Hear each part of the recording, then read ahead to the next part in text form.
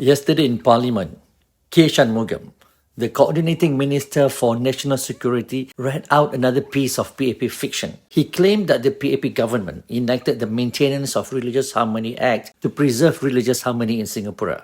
We have, for example, the Maintenance of Racial Harmony Act, Maintenance of Religious Harmony Act.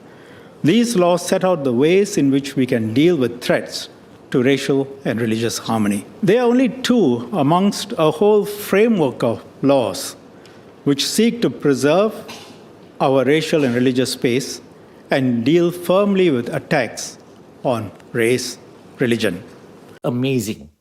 Did the PAP enact the MRHA to preserve harmony? No, it did not. According to legal scholar Jyoti Raja, the PAP government created the act to silence dissent. In fact, Dr. Raja referred to the MRHA as the silencing law that built upon the coercion of detaining certain Catholic social activists under the Internal Security Act between 1987 and 1990. It should be noted that Jyoti Raja is the ex-wife of K. Shanmugam, the minister who just sold us this fiction. In her book, Authoritarian Rule of Law, Legislation, Discourse and Legitimacy in Singapore, Dr. Raja argued that the act emerged straight after the 1987 Marxist conspiracy arrests, when 22 Catholic social activists and lawyers were detained without trial under the Internal Security Act. Their crime was not violence. It was not about inciting hatred. Their crime was standing with the poor and criticizing the government's neglect of the underclass.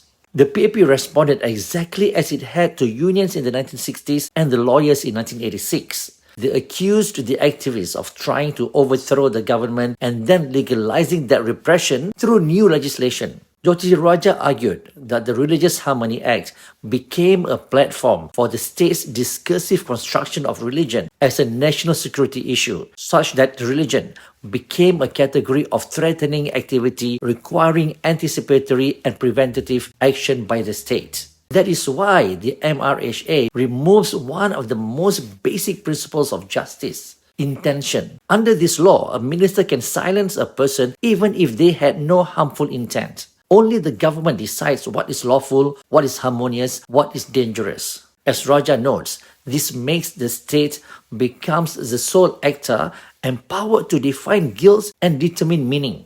When Shanmugam says the law prevents conflict, he repeats the same script the PAP has used since independence. Singapore is fragile, plural, always on the edge of chaos, and therefore the PAP must control everything. This is what Raja calls the discourse of national vulnerability, the story the PAP tells to justify acts of repression. What the PAP was worried about is not the threat of religious disharmony. What it is worried about is that religion may pose a threat to its ability to control the population. What it is worried about is to contend with another source of belief system that transcends the party. For the PAP, the belief system that needed to reign supreme is the PAP. For PAP leaders, their party is beyond criticism. It is beyond morality. It is beyond God.